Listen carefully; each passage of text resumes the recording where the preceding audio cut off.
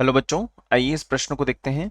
और प्रश्न में हमें कॉलम 1 में दिए गए ऑक्साइड के सूत्रों को कॉलम 2 में दिए गए ऑक्साइडों के प्रकार से हमें सुमेलित करना है।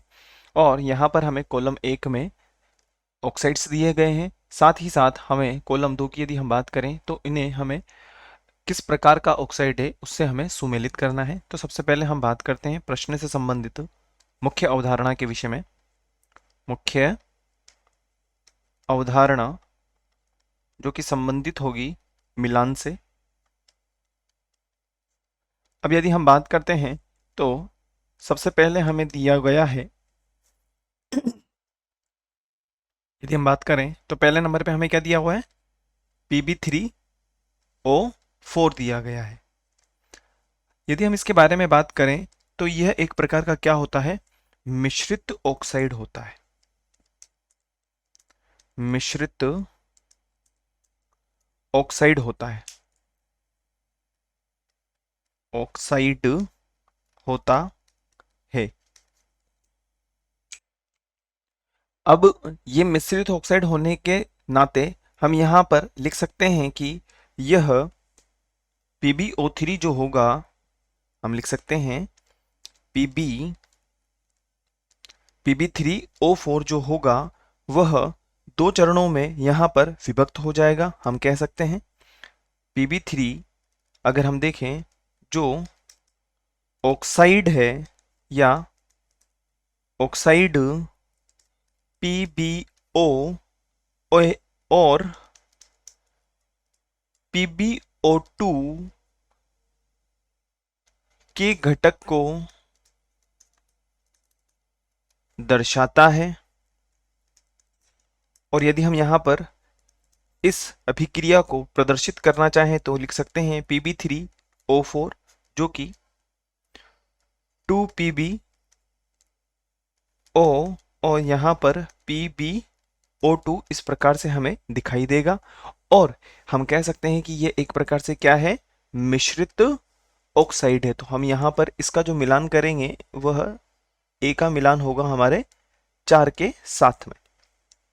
अब हम बात करते हैं दिए गए B नंबर पे जो दिया है हमें N2O जो कि क्या होता है, नाइट्रस ऑक्साइड होता है। हम लिख सकते हैं B में N2O जो कि क्या कहलाता है, नाइट्रस ऑक्साइड। नाइट्रस ऑक्साइड भी कहलाता है। इसी को हम जो है हास्य गैस बोलते हैं। हास्य गैस अर्थात जो हमें हंसी दिलाने के लिए जिम्मेदार होती है।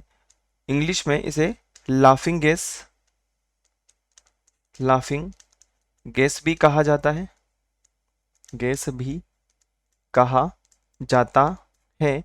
और यदि देखा जाए तो यह एक प्रकार से क्या होती है, रासायनिक अकार्बनिक यौगिक होता है। रासायनिक अकार्बनिक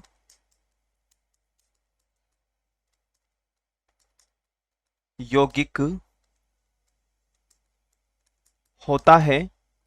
और यदि हम इसके बारे में समझना चाहें तो जो नाइट्रस ऑक्साइड है यह एक प्रकार से उदासीन होता है। तो हम लिख सकते हैं कि उदासीन ऑक्साइड कहलाता है। उदासीन ऑक्साइड कहलाता है। अब यदि हम इसका मिलान करना चाहें तो ये किसके साथ में होगा, ये होगा B का 1 के साथ में, अर्थात हम कह सकते हैं B का 1 के साथ में मिलान हो जाएगा यहाँ पर उदासीन ऑक्साइड के साथ में। अब हमें दिया गया है C में Mn2O7, C में हमें दिया गया है Mn2O7। और यदि इसके वही विषय में हम बात करें तो हम जानते हैं जो Mn2O7 होता है यह ऑक्सीकरण अवस्था प्रदर्शित करता है। तो यहाँ पर हम लिख लेंगे, हम लिख सकते हैं कि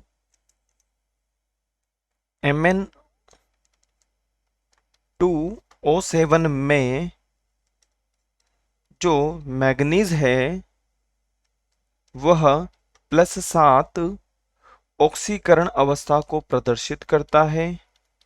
ऑक्सीकरण अवस्था को प्रदर्शित करता है,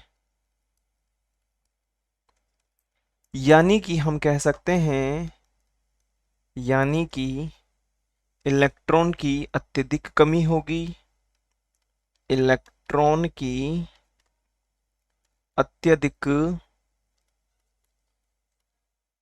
कमी होनी चाहिए, कमी होनी चाहिए।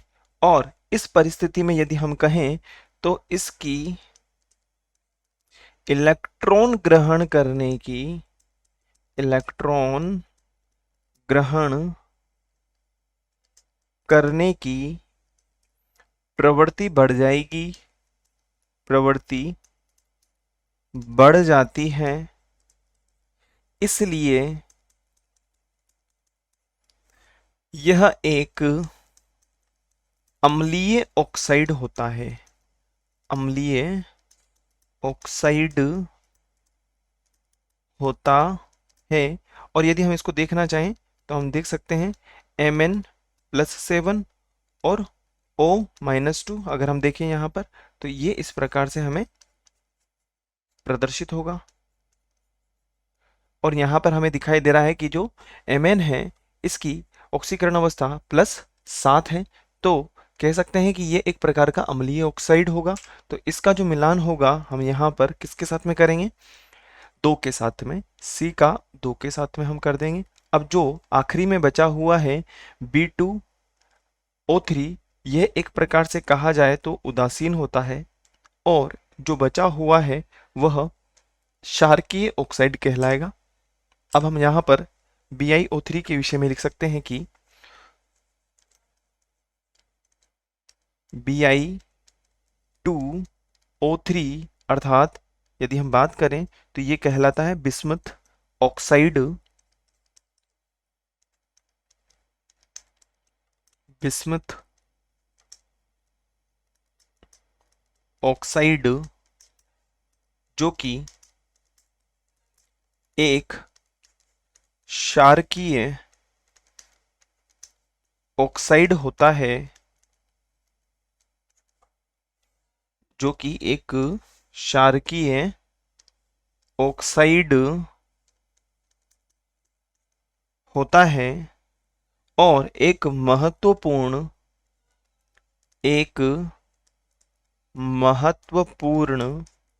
धातु ऑक्साइड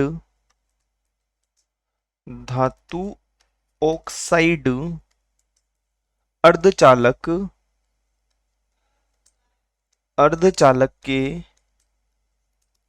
रूप में या रूप को प्रदर्शित करता है, रूप को प्रदर्शित करता है। और यदि हम देखें तो यह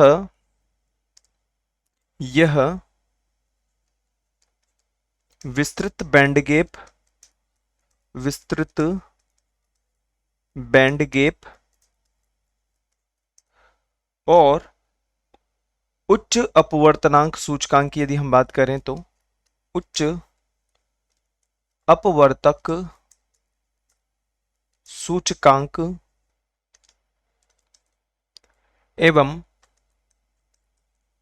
फोटो कंडक्टिविटी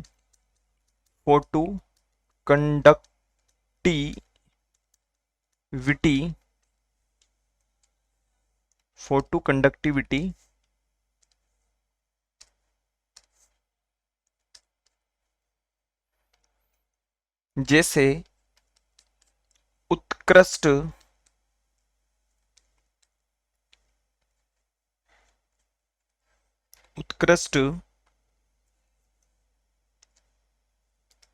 ऑप्टिकल और विद्युत गुणों को प्रदर्शित करता है, गुणों का प्रदर्शन करता है। और यही हमारे प्रश्न का वांछित उत्तर है। प्रश्न में हमसे पूछा गया था कि इनके जो ऑक्साइड हैं ये किस प्रकार के रहते हैं। हमने जो है A B C D का मिलान कर दिया है और यही हमारे प्रश्न का वांछित उत्तर होगा। आशा है आप इसे अच्छी तरह समझ गए होंगे। धन्यवाद।